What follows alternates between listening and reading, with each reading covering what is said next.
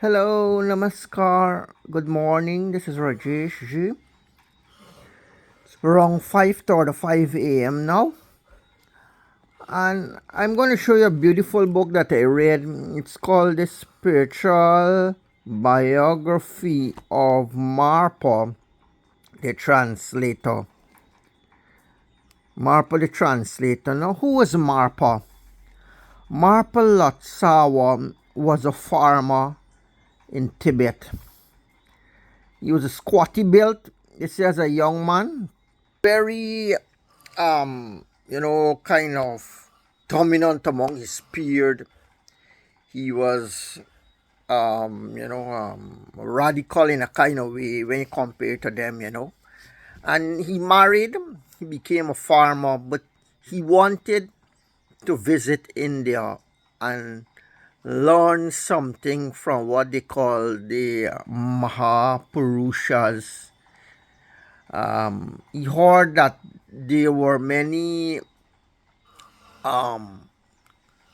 great saints in India. Those were the heydays of Buddhism, when Buddhism was flourishing, and they had a lot of advanced practitioners known as arhats, bodhisattvas alive, and he had some money and gold, and so being a sturdy built man, squatty built, he was able to bully his way. He said it's a very dangerous trip to go to India. There are a lot of bandits in the forests, on the plains, if you travel alone. And it's not a very safe place, and the teachers there are very hard to find. So he wanted to go there to get books to bring back to Tibet also, to help his country and help the people bring Buddhism to them. In fact, there were other teachers there flourishing, but he wanted to go himself there and visit. So he said it was a dangerous trip. There were conmen, there were murderers, dacoits. So he said both things you can find there, rose like it's surrounded by thorns, or to get something, a diamond, you have to break open the rock, you have to mine and dig and clear, and it's not easy. So money, the precious jewel of knowledge, had to be obtained through great sacrifice, courage, and perseverance. And in his biography here, he told you when he went to India, he met many wonderful beings. I think his teacher was Naropa, a Vedic Brahmin boy who converted to Buddhism and was taught by Tilopa. Tilopa himself put him through, I think it's a 6th grade test or the 12th grade test of Naropa. Passed through such hardship so that his mind could become one with his teacher, Tilopa. And in the end, Tilopa said everything he speaks, everything he does is of my own essence. Naropa become just like Tilopa. So Marpa went there to learn, and the form of Buddhism that he brought back was from a specific school. Although he was a family man, a teacher, he had a wife, and he had a big farm. He used to till the farm with his cow and ack, and he used to plant barley, and he was even drinking beer, and so, but he practiced Tantra, what is known today as Buddhist Tantra. And he wrote in his book here, you can see all the great teachers that he met, and they say he attained a very deep level. In fact, they're claiming that he attained Buddhahood. He had a body, and he had the power of poha. Poha means his mind could use his mind to enter other people's body. And he brought back so many books into Tibet today that his school today is still flourishing. And if you know, one of his greatest students was Milarepa. One of his greatest students today is Milarepa. This is his teacher, Naropa.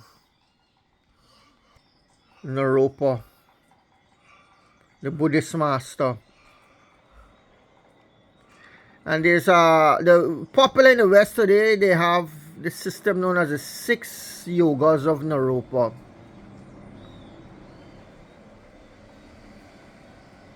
The 6 yogas of Naropa. Here we have he's saying from Naropa he received 3 levels of empowerment of Hivaraja. He received the force empowerment, and he received 3 tantras. He received the root tantra of Hivajra, which is called the Hivajra Mala Tantra. He received 2 other tantra, which provide more detailed explanation.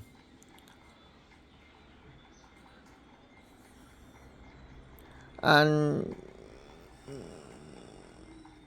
you got the oral commentary which came from Buddha himself. One of these was called the Dakini Vajra Panjara Tantra, which is a special tantra that provides an explanation of the Hivajra Tantra. Marpa then received the Samputa Tantra, which provides a general explanation for all the other tantras. So tantra is a system of awakening energy, of breaking dullness from the system. Sleep, death, decay, the awakened Shakti energy.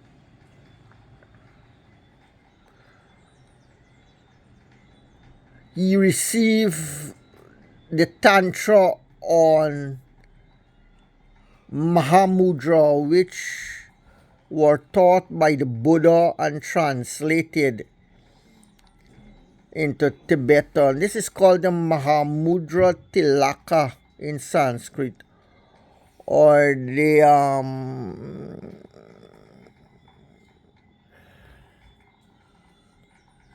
Fakchen Tigel in Tibetan. Then he returned to Naropa for a while. Then he went to see his other teachers, Kuripa and Yeshi Ningpo, with whom he again reviewed the meaning of everything and learned from them before.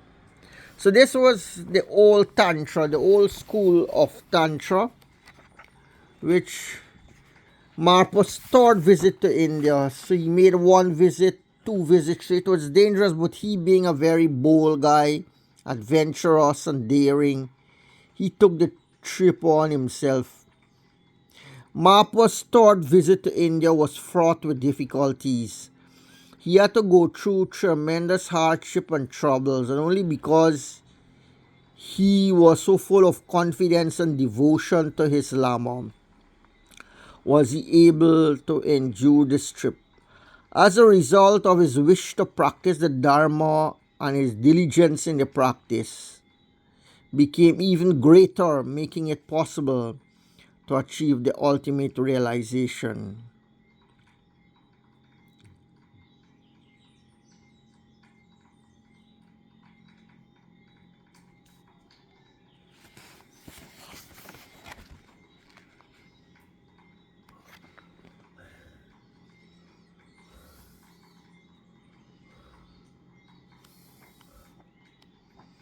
So it's a very interesting book. It tells you about the type of Tantra that is in Tibet. Here he says his experience with the gurus, the Tantrik masters. And if you want to know about these masters, you can read the book, The 84 Mahasiddhas by Breer. Breer wrote a beautiful book, Mr. Breer, the Western, the American guy. The gurus are very kind to beings, but among all of them, the kindest is my guru, the Mahapandit Naropa. He is like a jewel which adorns my head, and I, Marpa, the translator from Tibet, came to meet Naropa. The fact that this meeting here in India was made possible by virtue and many prayers made in the past. Not only did we meet, but we stayed together for 16 years and 7 months. So he spent a time of 16 years. That's actually 1.5 decade learning. They say you have to live with a teacher like a son, like a child, like a disciple. You have to live there to learn from him personally many things. And during that time together, our relationship was extremely positive and beautiful. The Lama never showed me any displeasure or as any dissatisfaction towards me. And I, the disciple, always tried to respect him so much as I could. We stayed together at the monastery at Falahari. At this monastery, Naropa gave me the complete 4 empowerments.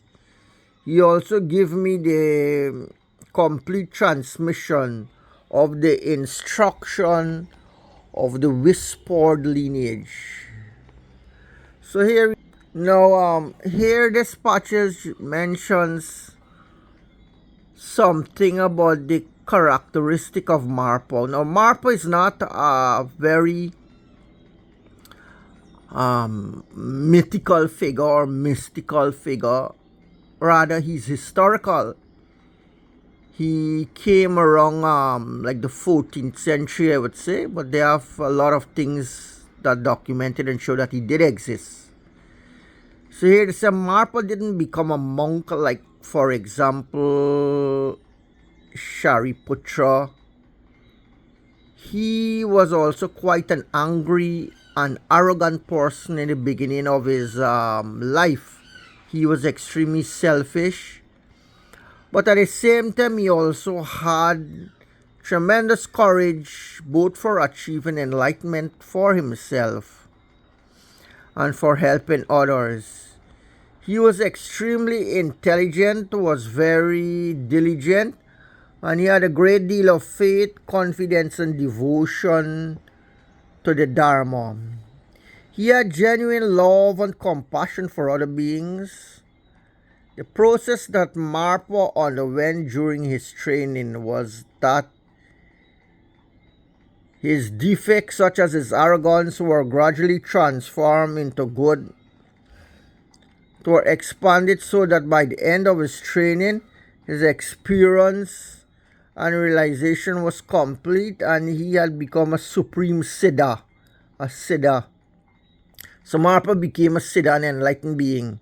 It is through Marpa's example and teaching that this unbroken kagyu lineage of these extraordinary instructions exists, which we practice to this day.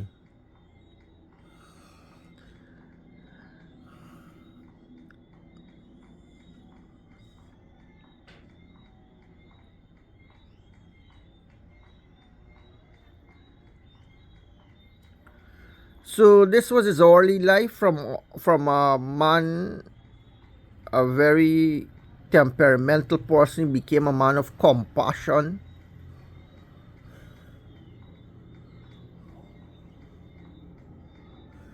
This was a man who transformed a whole segment of Tibet, influenced Tibet. So this is it. Some people, when they want something, they struggle for it. They're determined. Here is, they say the biographer who wrote this book was a Lama himself. His name was Trangu Rinpoche Geshe Laharampa. It's translated by 2 Western people, Ken and Keisha Holmes. That's a husband and wife, a couple. Ken and Keisha become Ken Holmes and Keisha Holmes. Ken and Keisha Holmes. Together with one Lama known as Lama Yeshi Gyamso. And here the author is saying, the Holy Land refers to India. It is through Marpa's very great courage and determination, his very profound devotion, and his incredible compassion for all disciples, present and future, that he went through all the difficulties and hardship involved with 3 journeys to India.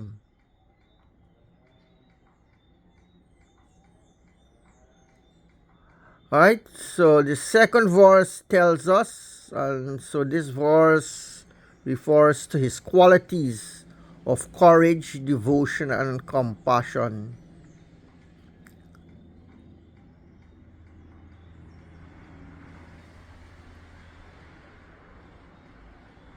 So the teaching they say he brought is known as Vajrayana. Vajra is a thunderbolt. So you're going to open and awaken a thunderbolt in you, you know. That's lightning power, lightning mystic power, like lightning, you know. So there are techniques. You can't go doing your own things. Somebody has to teach you, as you see. He went to spend 16 years with his teacher. So among the tantras, he particularly concentrated on bringing the highest tantra, the Anuttara Yoga Tantra, to Tibet. He realized the meaning of these tantra and assimilated the meaning of these tantra teachings completely. Not only did he understand them, but he used them all the time, tasting the flavor of the teachings completely.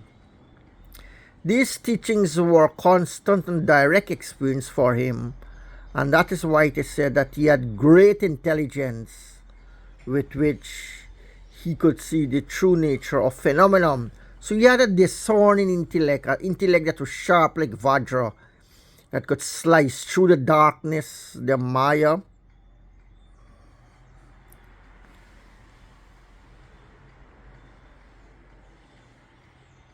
So those were the qualities of Mr. Marpa. So here we have a man who wanted to do good for his country in terms of practical religion, practical culture. He wanted to ennoble his people. And as you know, Tibet had the culture of magic that was known as Bon. And he wanted to bring a form of Buddhism mixed with Tantra. This is unique to Tibet, you know. In Japan and other the Asian countries, they have either the Mahayana or the what they call the Theravada system, which called the Hinayana Buddhism, the big vehicle and the little vehicle. The big vehicle was founded by Nagarjuna and those men. The little vehicle Hinayana, who founded the one? They went to place like Thailand, to Burma. We have Mahasi Sanyada, and these men was teaching Vipassana. They do a form of Vipassana meditation where they would sit down for hours watching the breath as it flows in and out, in and out. So in most of the Tantra, the use of the breath, they would watch the breath and they would mix it with mantra, not just watching as in Theravada, but in Vajrayana school in Tibet, they incorporate mantras with the breath. This is, the breath is very important element of developing consciousness or awareness. So here you have in the Asian religion, the entire body is like a temple.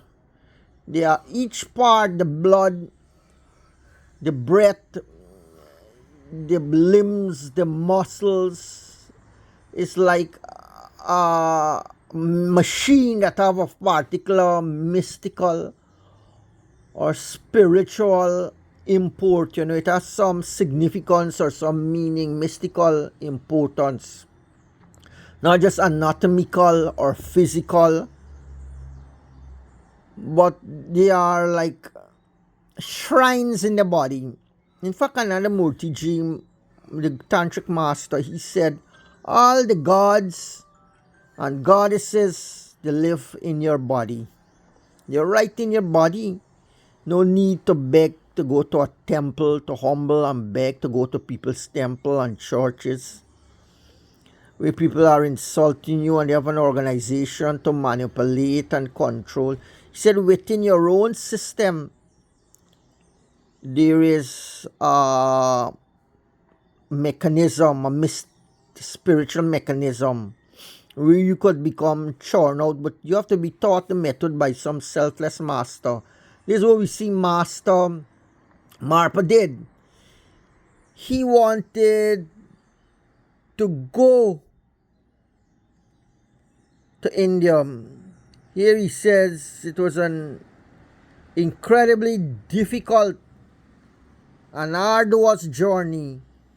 First of all, the roads were very poor. That's dumb and broken roads and all these things. And it was almost possible to meet wild animals. You hear the story about a medical guy working in the Rupununi area, Letem area. One day walking on the road and a wild boar chased him. He had to run up a tree. So it's almost possible to meet wild animals on the road.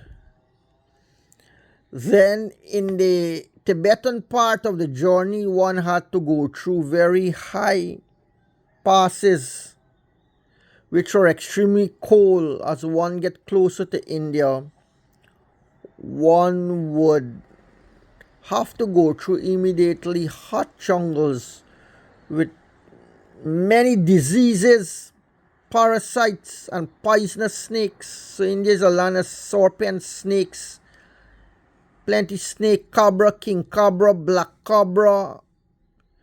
All these, one had to ford very wild rivers, and there was a constant danger of meeting robbers. That's a problem, who could easily kill you. So we see where there is good, there is bad. Where there is extreme good, there is extreme bad also. They say good and evil are two sides of the same coin. They coexist together. But Marpa didn't consider any of these difficulties at all. He went on this journey not once but 3 times. He was able to do this entirely because of his great courage and determination. His courage came from his tremendous devotion to the Dharma.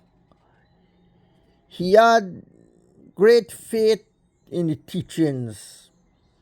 And what gave him his determination was his great compassion for others who would need a teaching.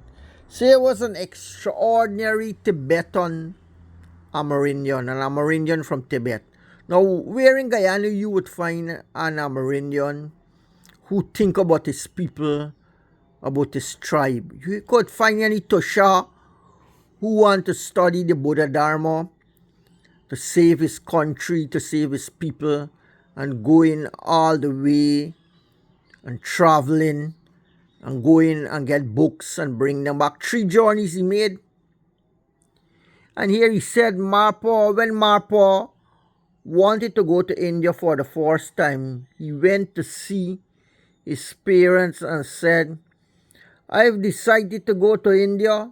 Please, would you kindly give me my share of the inheritance so I can convert it into gold and take it with me to India?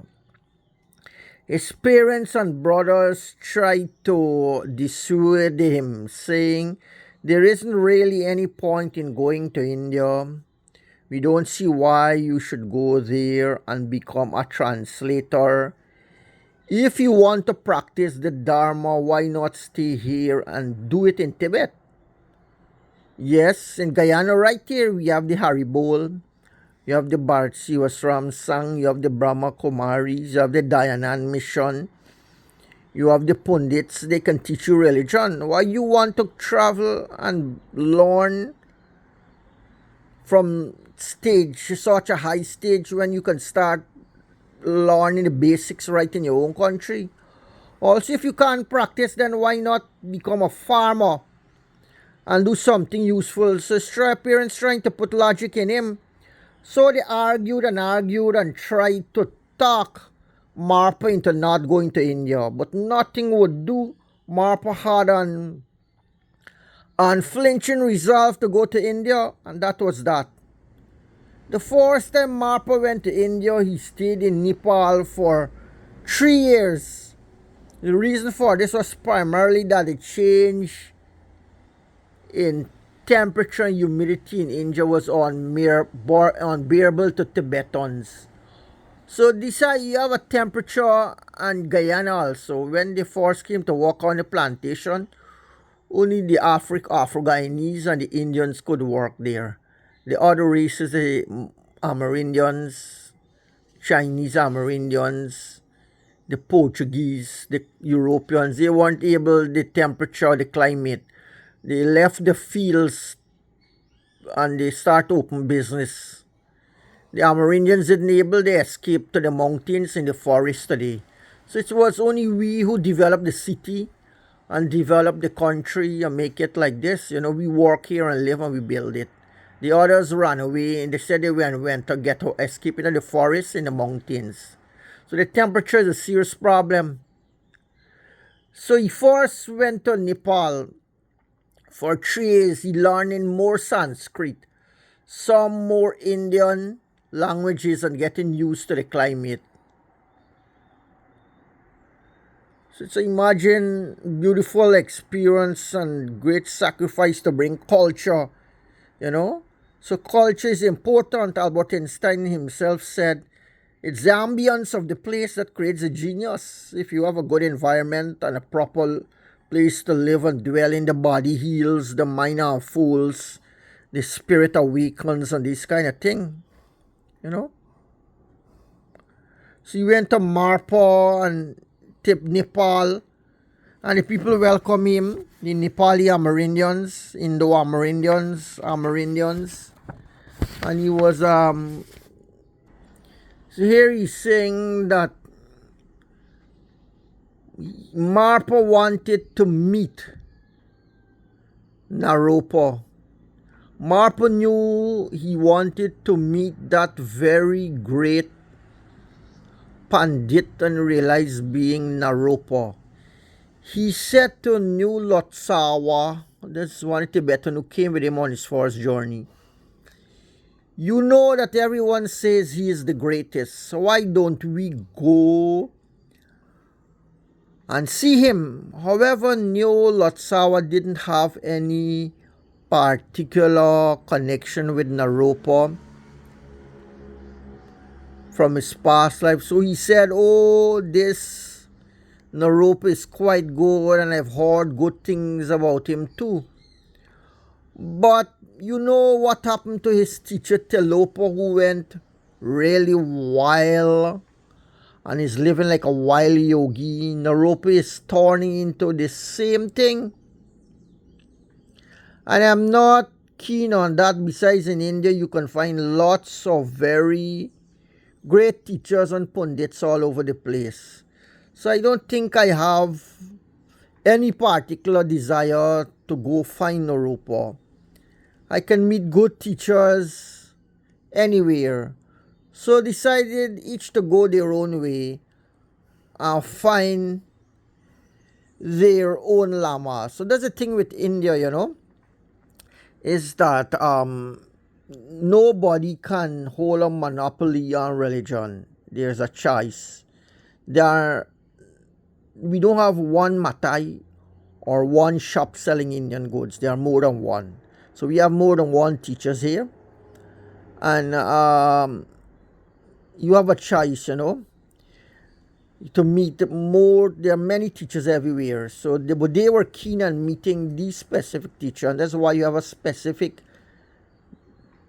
blend of Buddhism in Tibet. Eventually, Marpa was able to meet Naropa, and Naropa was extremely happy to see him and said right away, "You are the one who was predicted by my own teacher Telopa, and I name you Marpa, the intelligence of Dharma, Marpa Choki Lodro. In the future, you will bring Buddha's teaching to Tibet." So Naropa, being very, very happy to meet Marpa, looked after him and treated him very kindly. He first gave him the 3 Tantric teachings connected with the Hevajra Tantra. One was the Tantrik Tantra, the other the spiritual songs, and the third was the Samputa Tantra. So Marpa spent about a year studying and learning these 3 Tantras. Now, those were the heydays when Tantra was very prevalent in India and popular. But the schools died away when the invaders came, and it was preserved in Tibet.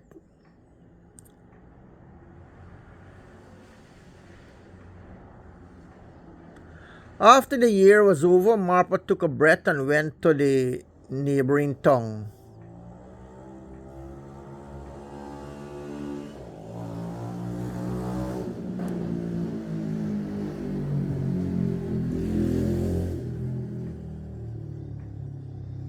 So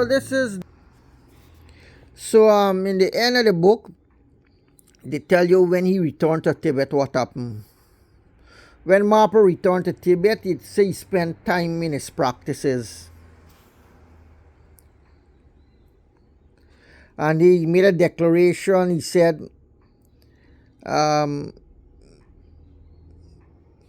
Marpa Lotsawa went to India and there was able to receive all of the profoundest teachings I received.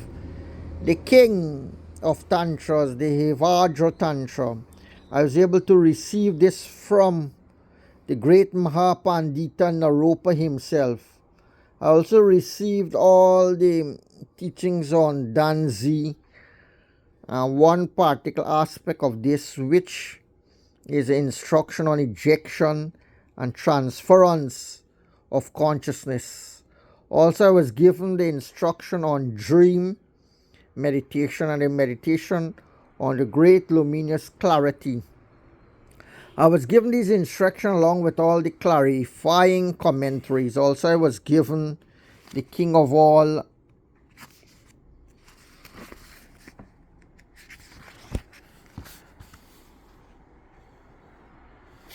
in one of Milarepa's poem.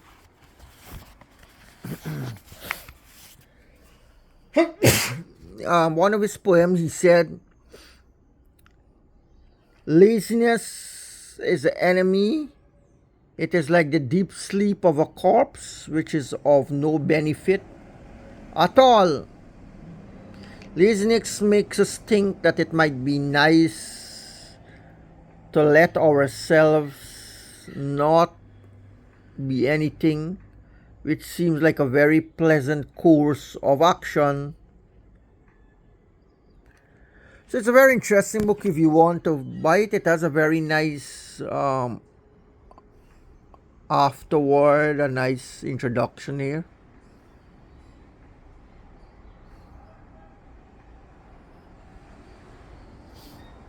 Marpa was instrumental in bringing the Tantric meditation instructions to Tibet. On the guidance of Telopa, Marpa was able to visit the greatest siddhas of India and to receive these teachings. Not only did Marpa copy down these tantric practices, but he translated them from Sanskrit into Tibetans and spent years practicing them until he had thoroughly mastered them. This was fortunate because soon afterward there was a Muslim invasion of India, and most of these teachings were destroyed in India. These teachings from Marpa continue to be practiced in Tibet to this day.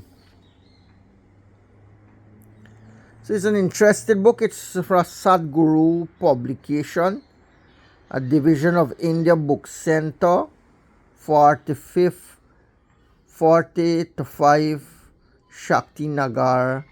So it's a good book to have if you want to read it. Tell you the world of Tantrik Buddhism.